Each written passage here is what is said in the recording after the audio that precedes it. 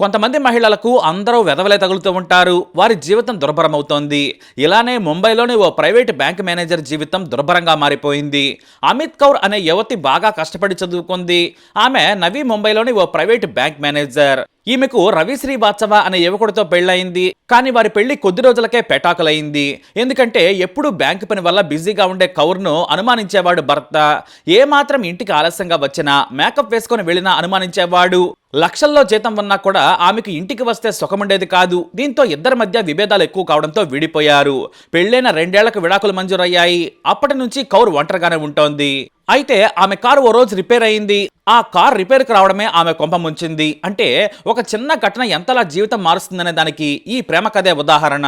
తన కారు రిపేర్కు రావడంతో తన ఇంటికి కాస్త దూరంలో ఉన్న ఓ కార్ గ్యారేజ్కు తీసుకెళ్లింది కౌర్. అక్కడ ఆమెకు షోయబ్ అనే యువకుడు పరిచయం అయ్యాడు.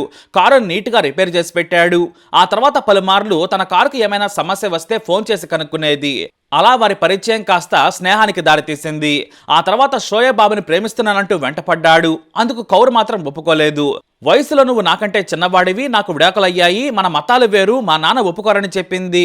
ఒకసారి జీవితంలో నేను పెద్ద తప్పు చేసి నరకం చూశాను, మరోసారి పెళ్లి అనే నరకంలోకి నేను రానని చెప్పింది కౌర్. కానీ నేను నిన్ను దేవతలా చూసుకుంటానన్నాడు షోయబ్. చివరికి ఆ కుర్రాడితో లవ్లో పడిపోయింది. ఇద్దరూ దాదాపుగా ఏడాది పాటు ఎంజాయ్ చేశారు. మంచి జాబ్ ఉన్న భార్య దొరుకుతుందనుకున్నాడో ఏమో కానీ కౌర్ను మాత్రం వదిలిపెట్టలేదు. షోయబ్ ఆమె ఇంట్లోనే ఉండేవాడు. ఇద్దరూ కలిసి ఎంజాయ్ చేస్తూ ఉండేవారు. అయితే బ్యాంకులోని కొలీగ్స్ కూడా ఆమె ఇంటికి వచ్చేవారు, పార్టీలు చేసుకునేవారు.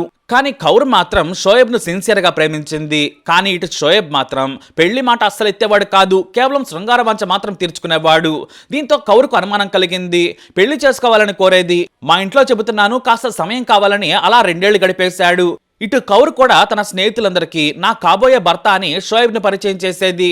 కానీ ఇటు షోయబ్ మాత్రం కేవలం ఆమెతో శృంగార అవసరాలు తీర్చుకునేందుకు లవర్గా వాడుకున్నాడు. అంతేకాదు ఆమె దగ్గర నుంచి లక్షల్లో డబ్బులు కూడా తీసుకున్నాడు. తనకు పెద్ద గ్యారేజ్ పెట్టుకునేందుకు లోన్ పెంచాలని కూడా కోరాడు.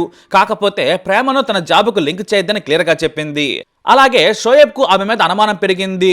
మోడర్న్ గా ఉండే కౌర్ తన కొలీగ్స్ తో చనువుగా ఉంటుందని దాన్నే అక్రమందం అనుకున్నాడు షోయబ్. కార్పొరేట్ మీటింగులని ఢిల్లీకి కూడా వెళ్ళొచ్చేది. ఆమె ఇంట్లో ఎవరో ఒకరు ఉండేవారు. దీంతో షోయబ్ కావాలని అనుమానించడం మొదలుపెట్టాడు. ఆమె మగవాళ్లతో ఫోన్లో మాట్లాడినా ఎవరతను అని నిలదీసేవాడు. దీంతో షోయబ్ కూడా వెధవెనని అర్థం చేసుకుంది. ఇలాంటి మాటలు మాట్లాడొద్దు, కాస్త చదువుకుంటే నీకు జ్ఞానం వచ్చేది. నేను చేసేది బ్యాంకులో ఉద్యోగం కాదు, ఆ బ్యాంకుకే మేనేజర్ని. 100 కోట్ల ట్రాన్సాక్షన్స్ మా బ్యాంకులో జరుగుతూ ఉంటాయి. నీతో ప్రేమలో ఉన్నాను కదా అని చీఫ్గా మాట్లాడొద్దని హెచ్చరించింది. దీంతో ఇద్దరి మధ్య విభేదాలు మొదలయ్యాయి. చివరకు షోయబ్ను దూరం పెట్టింది. కేవలం తన దగ్గరకు శృంగారం కోసం వస్తున్నావు, ఇక పెళ్లి చేసుకుంటేనే ఇంటికి రావాలి, లేదంటే వద్దని తేల్చేసింది. అంతేకాదు లక్షల్లో తీసుకున్న డబ్బులను తిరిగి ఇవ్వాలని కోరింది.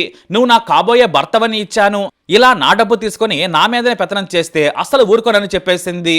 చివరకు ఆమెను పెళ్లి చేసుకోవడం షోయబ్కు ఇష్టం లేక ప్రేమ నటించేవాడు. ఎందుకంటే డబ్బులు తిరిగి ఇవ్వాల్సి వస్తుందని. కౌర్ కాల్ చేసిన ప్రతిసారి పెళ్లి గురించి మాట్లాడేది, పెళ్లి చేసుకోవాలని కోరేది. కానీ షోయబ్ మాత్రం మెల్లిగా కౌర్ను వదిలేయాలనుకున్నాడు. కాకపోతే లక్షల్లో తీసుకున్న డబ్బులు మాత్రం తిరిగి ఇవ్వాల్సి వస్తుందని భయపడ్డాడు. పైగా ఆమెకు చాలా పలుకుబడి కూడా ఉంది.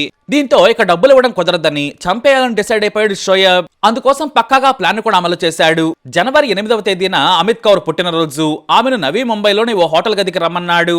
బర్త్డేని గ్రాండ్ గా ఎంజాయ్ చేద్దామన్నాడు. దీంతో ఆమె డ్యూటీ ముగించుకొని డైరెక్ట్ గా వస్తానని చెప్పింది. ఇక కౌర్ హోటల్ గదికి వచ్చేసరికి కేక్ ని కూడా రెడీగా ఉంచాడు. అక్కడ కేక్ కట్ చేసి మద్యం తాగారు. ఆ తర్వాత ఎంజాయ్ చేశారు. అయితే రాత్రి 10 గంటల ప్రాంతంలో భోజనం చేద్దామని బయటకు వెళదామని కోరింది అమిత్ కౌర్. అతను కూడా సరేనన్నాడు. కౌర్ కూడా తన ప్రియుడు తెచ్చిన కొత్త డ్రెస్ వేసుకుంది. కానీ ఆమెను వెనుక నుంచి రొమాన్స్ చేస్తున్నట్లు నటించి ఆమె మెడకు చున్నీ బిగించి దారుణంగా హత్య చేశాడు. ఆ తర్వాత తన పర్సు ఫోను తీసుకొని హడావిడిగా హోటల్ నుంచి జారుకున్నాడు. అయితే గది బుక్ చేసిన షోయబ్ హోటల్ నుంచి వెళ్లిపోవడం గమనించి కాల్ చేశారు సిబ్బంది. కానీ అతను ఫోన్ స్విచ్ ఆఫ్ చేసుకున్నాడు. దీంతో వెంటనే గదికి వెళ్లి చూడగా కౌర్ చనిపోయి ఉంది. పోలీసులకు సమాచారం ఇవ్వడంతో షోయబ్ హత్య చేశాడని గుర్తించారు. అతని కోసం నవీ ముంబై క్రైమ్ బ్రాంచ్ పోలీసులు వెతికారు. చివరకు 2 రోజుల తర్వాత ముంబైలోని ఓ స్లమ్ లో తన స్నేహితుడి ఇంట్లో నక్కిన షోయబ్ తన ఫోన్ ని ఆన్ చేశాడు. అంతే, సరిగ్గా అరగంటలో ఆ ఇంట్లో నక్కిన షోయబ్ ని పట్టుకున్నారు పోలీసులు. అతడిని విచారించగా అసలు విషయం చెప్పాడు.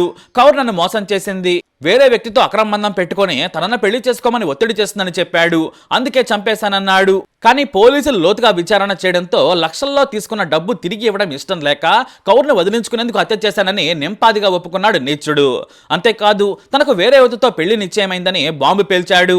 అలా మొదటి భర్త అనుమానించడంతో విడాకులు తీసుకుంది కౌర్. కానీ వెంటాడి తనను దేవతలా చూసుకుంటానన్న ఈ నీచుడు కూడా పెళ్లికి ముందే అనుమానించాడు. తనను తన డబ్బులని వాడుకొని హత్య చేశాడు. పాపం హాయిగా సాగిపోతున్న జీవితంలోకి వచ్చిన షోయబ్ ఆమె ప్రాణం తీశాడు. అలా రిపేర్కు వచ్చిన కారు రిపేర్ చేసి నడపడం వల్ల అది హత్య వరకు వచ్చి ఆగిపోయింది. జీవితానికే బ్రేక్ పడింది. మరి వీడిని ఏం చేయాలి? మీ అభిప్రాయాన్ని కమెంట్ ద్వారా తెలియజేయండి. వీడియో అప్డేట్స్ కోసం మై ఛానల్ ఫాలో అవ్వండి. అలాగే తప్పకుండా సబ్స్క్రైబ్ చేసుకోండి.